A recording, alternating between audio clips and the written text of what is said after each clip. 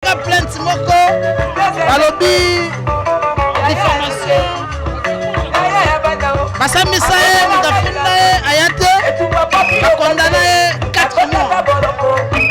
Alors lelo c'est-à-dire plaignant azalaka te plaignant ayaka te atikala mpe kose présente te mpe azala na ye te ayibunga fali kaka bakondane basambisa ye bakondana ye na 4 mois. Lelo nde akokisaki date na ye oyo akotaki na boloko akokisi 4 mois yango abimi ke mboka na biso makambo ebele ezoleka. Justice na biso ezali contrôlée par des individus. Et la justice moro est indépendante. Mais il faut savoir qu'il y a la justice, il y a Nzambe, la justice il y a Batu. Ce qui y a Batu, basali yango lolenge bamoni ete basala yango. Mais il y a Nzambe, justice il y a Nzambe, Nzambe azalaka correct. Papi okata azalaki na makala injustement. Tout comme le président national Tinenga azala makala injustement. Mais justice en Nzambe eko frapper Batu nyonso tu wana. Lelo toza na 5e président.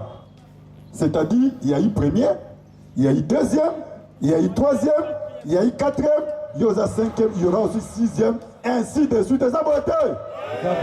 Moutou Oyo, attendant discours d'indépendance, à Mboko Oyo, comme Papa Kassavou. Il a fait son temps. Il est parti. Oyo a célébré un quart de siècle, c'est-à-dire 25e anniversaire, comme on a eu Mobutu. Bien qu'il s'est donné le nom de CCC Kokukungwe Douazabanga, il a fait son temps, il est parti. Ça va être.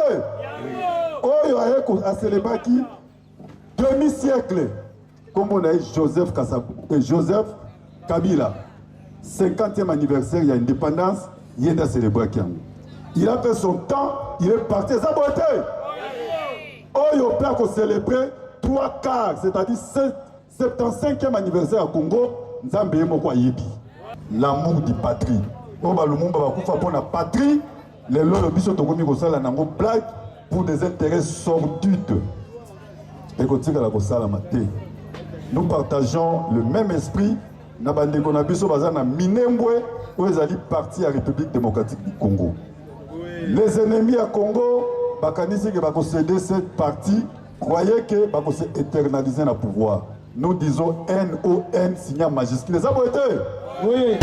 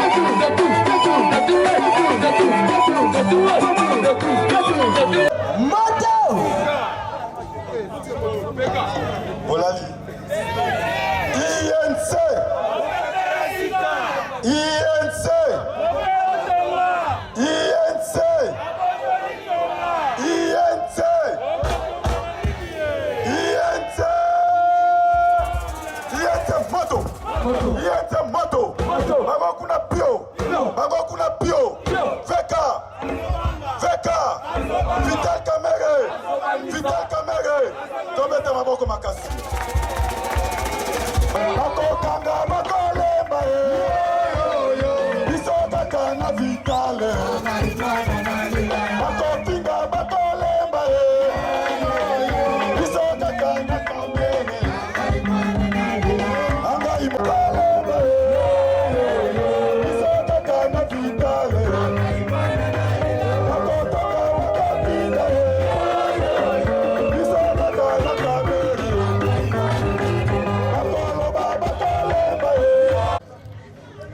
tokumisi nzambe oyo apesaka pema na bomoi eza boye te bato ya mokili baza na pouvoir ya kokanga me baza na pouvoir ya kote pema te eza boye te yo oza na makolo mibale okwa ngai oza na pema okwa ngai oza nzambe te eza boye te ezobe nzambe nde apesaka biso nyonso pema to kumisa nzambe makasi parce que ebele balobaki akolongwa kaka mokolo tosala remise et reprise mais qui vous a dit que bokosala remise et reprise eza neti okomi kolobaki ngai bokokunda ngai kitaki ke bakokunda yo obotami mais le reste oyebi yango te eza boye te est ce que okata bimi remise et reprise esalami tozongisi matondo epai ya nzambe oyo nzambe nde apesaka pema na bomoi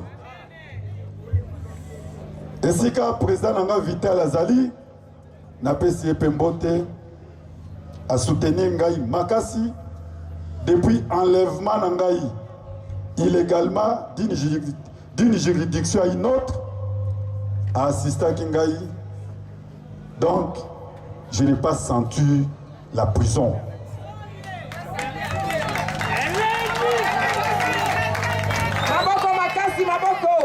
Maman Amide était toujours là. Azaro fortifié Ngaï. A levé Zali passage des grands. Au président Moga surnommé qui Makala IMAC, Université de Makala. Il y a Moga Zaki recteur.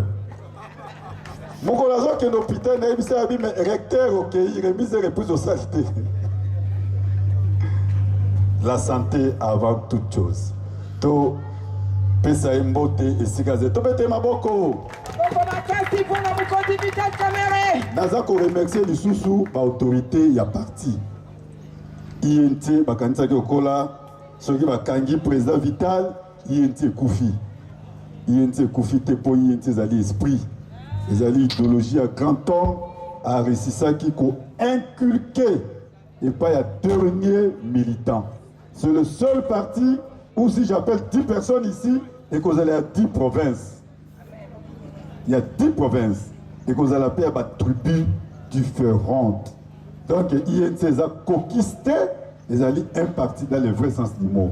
Yango Ana Bomonique et Bougete, secrétaire général AI Azawana, Azako dirigé Naba Tunyon sur INC, INC Zali Moko, Pezali indivisible. Tobete INC Maboko. Nako remercier les sous-sous, Batu Nyonso, les années de connaissance. Batika Kingaïté. Na laps de temps na sali na prison. Ato yé oyebi pavillon te. Oyeka kozo tâtonner. Okate bango moko bakoyebisa auto kende azawana pandi pour. Donc c'est-à-dire Dieu nous a fait cette grâce que tout s'est familiarisé. Ceux qui ont méqui kaka siko élection na prison, en tout cas tu gagné na 98%. Parce que tu converti batunyo se baza kuna bakomba mamba yenze. Même neti tozawa ba personnel à prison bazali. O ba uti balandi biso pe basi bakomi ba membre yenze. C'est-à-dire to kendaki ko croiser maboko te, to kendaki pe ko parler yenze même na prison. Alors na remercier batwana nyonso o batika kingaité. Na sali 120 jours, tous les 120 jours, Nazwa qui va visiter. Il ne passait pas un jour que Nazwa va visiter. Ils avaient belé, sur 10h, on a posé, on a 16h, 17h fatigué, toujours en train de recevoir les amis, les connaissances, en tout cas, merci. Vraiment, il y a une famille.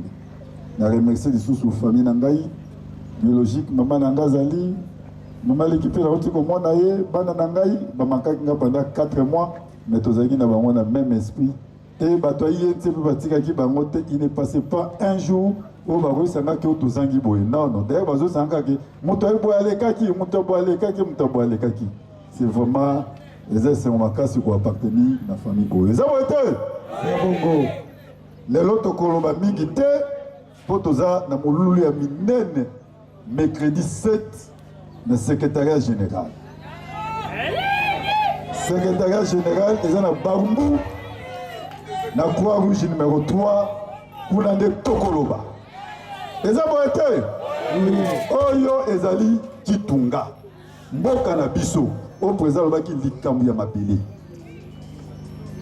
lelo toza na 5e président, c'est-à-dire il y a eu premier, il y a eu deuxième, il y a eu troisième, il y a eu 4e, il y aura 5e, il y aura aussi 6e, ainsi de suite. Ça va être Moutou Oyo atangaka discours d'indépendance à Mboko Oyo Kumbone Papa Kassavou. Il a fait son temps. Il est parti. Oyo a célébré un quart de siècle, c'est-à-dire 25e anniversaire. Kumbone Mobutu. Bien qu'il s'est donné le nom de CCC Kokukungwe Douazabanga, il a fait son temps, il est parti. Ça va être Oyo a célébré qui demi-siècle. Comme on a eu Joseph Kabila, 50e anniversaire, il y a indépendance, il a célébré. Il a fait son temps, il est parti. Ça va être Oyo a célébré 3 quarts, c'est-à-dire 75e anniversaire à Congo, Nzambe Mokwa Yebi. Et ça va être alors ce n'est pas parce que aux 8 mois Tanayo, Moko est un Nzambi. Et ça y a Moutobang Samoninga, Moutoupa décider la place en Nzambi Azali. To garder Nyosoana mercredi. Président Vital, Bolani procès naye et ça lui a 5 minutes. 5 minutes, va renvoyer en gros pour une date ultérieure. Pourquoi? Parce que c'était un procès. Oui, vérité, parce que là, on a blaguité. Tout le monde vient de comprendre maintenant que Vital est en prison parce qu'il a fallu céder le pays. Les amis, nous avons que 3 choses à défendre dans la vie. Jusqu'à dernière énergie, ata zanani, ata tambola kanama pata, asaka nangote. 3.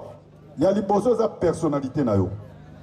Ce n'est pas parce que le bon nous a tendu et qu'il y a chaque mois quand la liboso a décidé sur vie na yo condiment en côté. Pour ce que tu es le lot que tu vas te positionner dans l'avenir. Qui t'a dit que dans l'avenir on va plus puissant qu'il est. Donc il faut protéger la personnalité na yo, quels que soient les problèmes, quels que soient les prix. Ça va être. Il y a mis balai et ça foyer na yo. Donc on tika nandaku parce qu'il y a zana no qui on a côté petit maman na yo. Toi tu veux demander au lingo yeba pour nous aller dans la démocratie. Il ne faut pas oser. Il ne faut pas oser. Et a mis ça aux alliés patrie. L'amour de patrie. On va le monde va pour la patrie. Les lois de biso tokomi ko sala nango blague pour des intérêts sordides. Et continue à la kosala maté. Nous partageons le même esprit. Na bande ko na biso bazana minembwe où les alliés partis à la République démocratique du Congo. Les ennemis à Congo, bakanisi que va céder cette partie, croyez que va se éternaliser le pouvoir. Nous disons NON signal majuscule. Ça va être? Oui. Vital va accuser injustement pour le détournement. Pourquoi alors on m'a arrêté moi, Joseph Papi Okata? On m'a arrêté pourquoi? Moi, j'ai été arrêté pourquoi? Vérité, ça tellement têtu. Aujourd'hui, Nazaraki na prison, na fandi na yoki, failli loyer, bato bakomi koyemba. J'ai dit, ah bon, là c'est le peuple. Donc, peuple, bakosa kaïté. Vous allez mboka na biso, respect aux ala mutuel. Tu peux être choisi par Dieu, tu peux être aussi rejeté par Dieu. Parce que, Mouto David a remplacé qui? Saül, Azalaki choisi par Dieu. Ça va être? Il a été aussi rejeté par qui? Alors, Bokezali à Bissonyoso, ce n'est pas que si les lots tournent et cookies, la justice divine est différente de la justice yamokili. Pour manipuler la justice bolingi, faites tout ce que vous voulez. Moi, je ne peux pas changer la tête. Je suis là. Pour y attendre à 2 h du matin, je dois sortir. Pour un certain Kenarotika. Ça, c'est notre pays. Tobundaki, Tobengani, Kabila, ce n'est pas que pour tout nous sous Kabila. Ça, vous êtes? Oui. Ça, c'est notre pays et tu défendre jusqu'à dernière énergie. Alors, merci à tout le monde. Mercredi, rendez-vous dans Barumbu. À ce qui concerne l'INC, l'INC est une et indivisible. Toligi INC, Libakebo, Lisangabo, Papa Bo, Parti Bo, Mokonzi Bo, Zamba Pambola Biso. Tout l'histoire na biso na cadre ya UNC pour la manifestation na bango ya bosepeli ya libération ya mwana mboka cordon papi au kata na bonde total liboso ya maître Joël nga na pesi mbote mbote mingi maman journaliste maître Joël tomoni kobima ya mwana mboka papi au kata kasi kokangama na ye ezalaki dia quoi oyebi Congo mobimba Kinshasa mobimba toyebi ke arrestation ya mwana mboka papi okata ezalaki arbitraire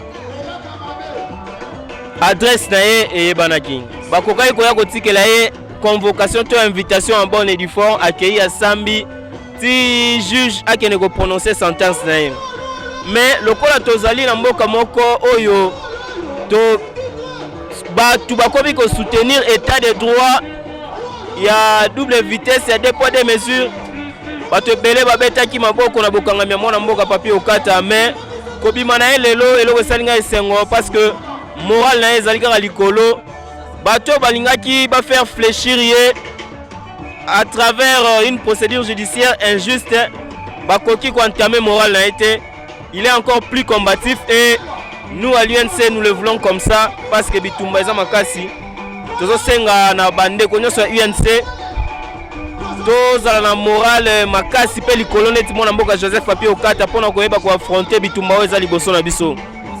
Avocat kasi bokangami na ye ezalaki pendani pona mukanda bakomaki ni na mukanda balobaki diffamation non diffamation ezali koya ko alléguer ba fait oyo eza ko exister te alors que biso toyebi ke na makambo ya ba 100 jours a ba tebele pe bakoma ba commissionnaire toyebi yango koloba yango est-ce que eza lisumu te donc oyo salami c'est salami l'essentiel c'est abimi mais biso na UNC tozo continuer ko telemela état de droit ya double vitesse tozali ko telemela manipulation ya ba institution judiciaire justice oyo et mitika kaeza la manipuler et le vagamboka te bima na ye awa na discours apamba koloba maloba lobi e ko bima lokola koloba nde na bato non message na ezali message ya un combattant o azali ko militer pour la liberté pour la état de droit et comme réel ba oyo eko so bango seke baza bato ba manipuler la justice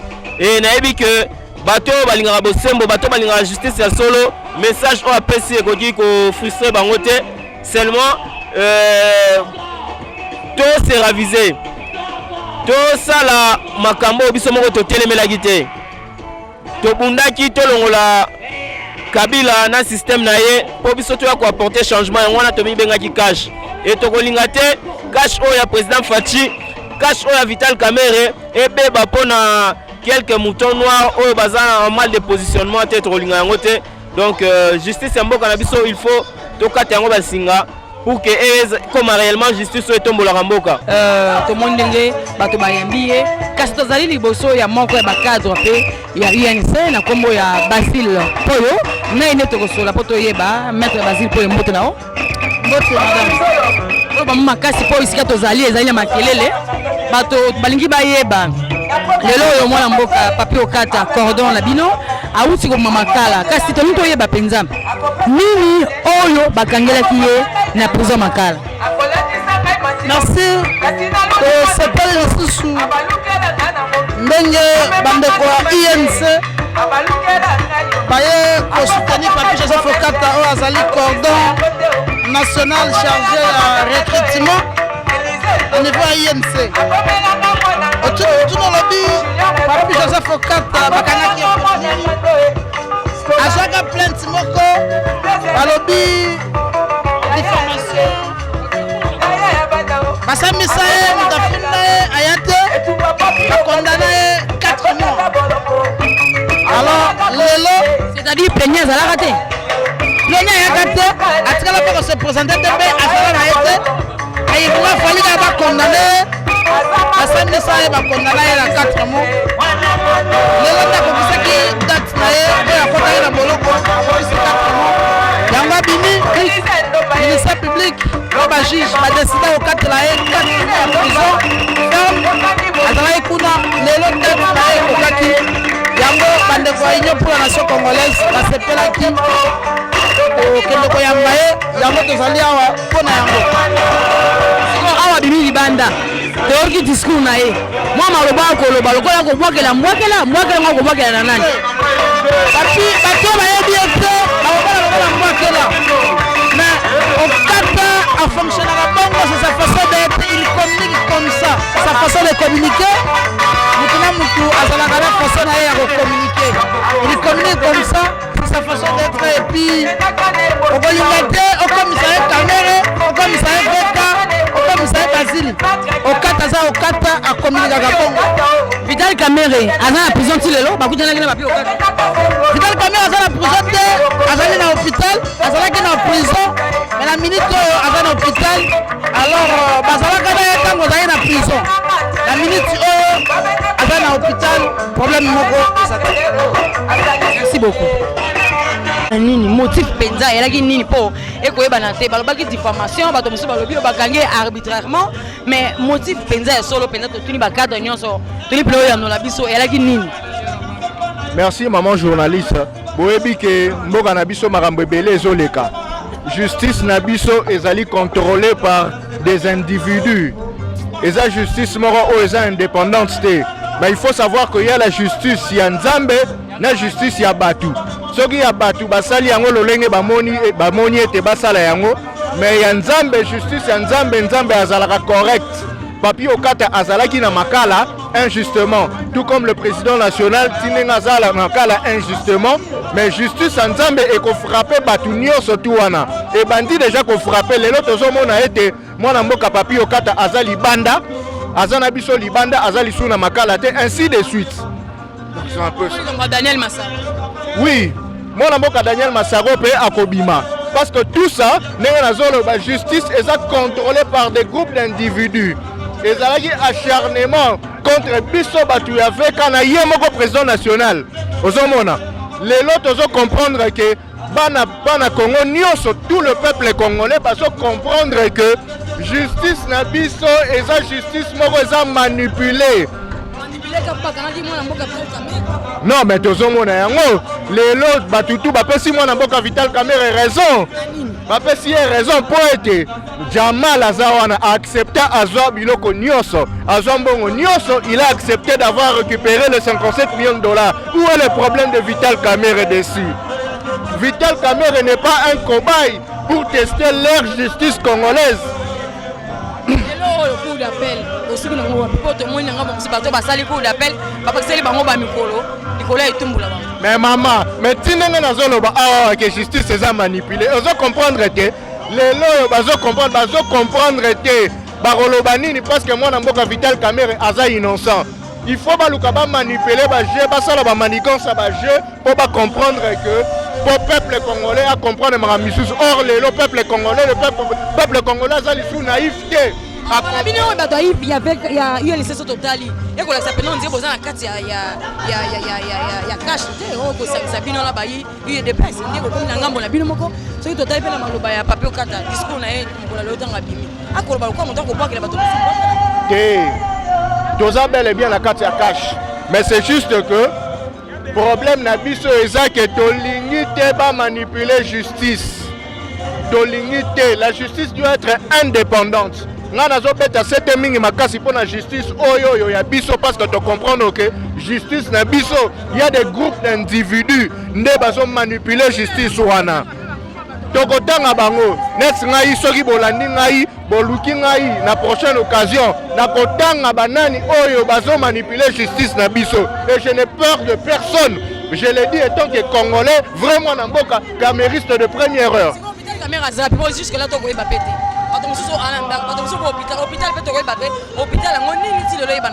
non, mon continent biso Vital Kamerhe jusqu'à preuve du contraire, à moi convalescent, j'étais le nom, je ne peux pas dire où il est en ce moment, mais il faut savoir que le peuple congolais, tout le camériste, Vital Kamerhe, le président national, se porte très bien.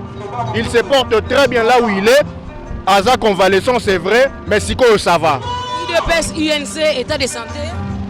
Non, moi je parle ici de l'UNC. Je ne suis pas là pour parler de l'UDPS. Effectivement, tout ça dans la coalition, mais je ne parle que de l'UNC. Je ne parle pas de l'UDPS. Je ne parle que de l'UNC, je parle de Vital Kamerhe, je parle de Papi Okata et tout consort.